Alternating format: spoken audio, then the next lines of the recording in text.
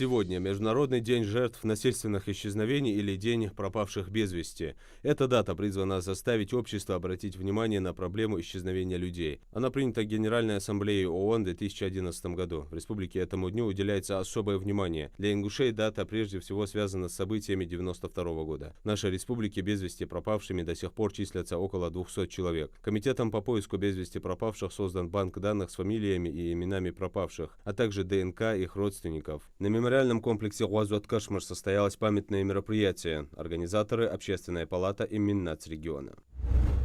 Карабулак сегодня празднует День образования, городу 29 лет. В 1995 году указом первого президента республики Руслана Аушева поселку городского типа Карабулаку присвоили статус города республиканского подчинения. Он является третьим по численности населения городом в Ингушетии, уступая пальму первенства по этим показателям Назрани и Сунже. В городе проживает более 43 тысяч человек, многое изменилось с тех пор, в том числе облик города. Строятся современные многоквартирные дома, создаются торговые и промышленные предприятия, объекты социального обслуживания, места досуга и отдыха. Праздничные мероприятия прошли сегодня в городском парке Славы.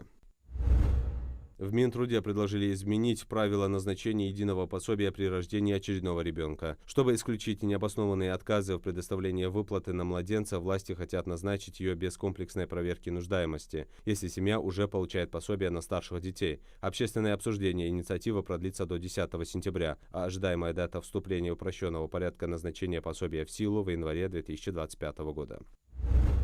В Госдуме предложили предупреждать превышающих скорость мигающим красным цветом камер. Такой сигнал может заставить водителя почувствовать себя нарушителем в момент превышения скорости, а не через несколько дней, и быть более внимательным при дальнейшем движении, считают авторы инициативы. Согласно пояснительной записке, сейчас водитель узнает об административном штрафе за превышение скорости, зафиксированной специальными техническими средствами, как правило, только через 18 дней после съемки. В случае принятия законопроект вступит в силу с 1 января 2025 года.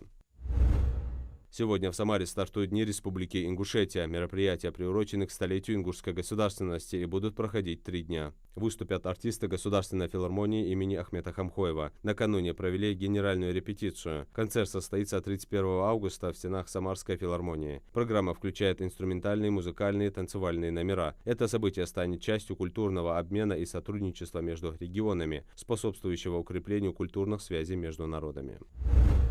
Абдуллах Парчиев стал серебряным призером первенства мира. Совсем чуть-чуть не хватило нашему спортсмену подняться на высшую ступень пьедестала. В весовой категории 66 килограммов в полуфинале Парчиев победил грузина Васила Гамизардашвили. В финале наш спортсмен также сразился с представителем Грузии Георгием Гавишвили, но на этот раз уступил сопернику. Соревнования проходят в Перу с 28 по 31 августа. Среди юношей и девушек до 18 лет соревнуются более 400 спортсменов из 51 страны.